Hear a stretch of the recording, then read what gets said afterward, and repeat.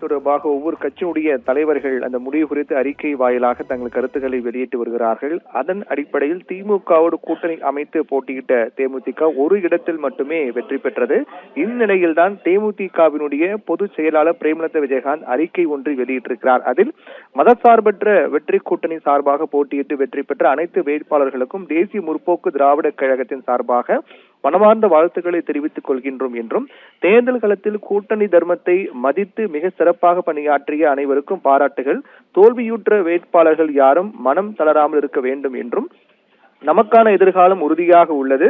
2026 தேர்தல் ஒரு மாயை போன்றது. இதில் வெற்றியும் தோல்வியும் யாராலும் கணிக்க முடியாத வகையில் முடிவுகள் அமைந்திருக்கிறது என்று குறிப்பிட்டிருக்கிறார். அதன் தொடர்ச்சியாக இது நிரந்தரமானது அல்ல என்றும், மாற்றம் மட்டுமே மாறாதது என்பதால் உறுதியுடன் இருந்து எதிர்காலத்தில் நாம் எதிர்கொள்ள வேண்டிய சவால்களை தைரியமாக சந்திக்க தயாராக இருக்க வேண்டும் என்றும் பிரேமலதா விஜயகாந்த் குறிப்பிட்டிருக்கிறார். மேலும் தேசிய முற்போக்கு திராவிட கழகத்தின் சார்பில் போட்டியிட்ட அனைத்து வேட்பாளர்களுக்கும், மாவட்ட கழக செயலாளர்களுக்கும், ஒன்றிய நகர பேரூர் கிளை கழக நிர்வாகிகள், தொண்டர்கள் மற்றும் மதசார்பற்ற வெற்றி கூட்டணியில் பணியாற்றிய அனைவருக்கும் வாழ்த்துக்களையும் பாராட்டுகளையும் தெரிவித்துக் கொள்கின்றேன்.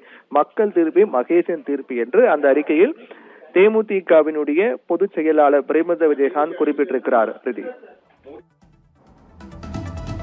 விவரங்களுக்கு நன்றி பிரவீன்குமார்.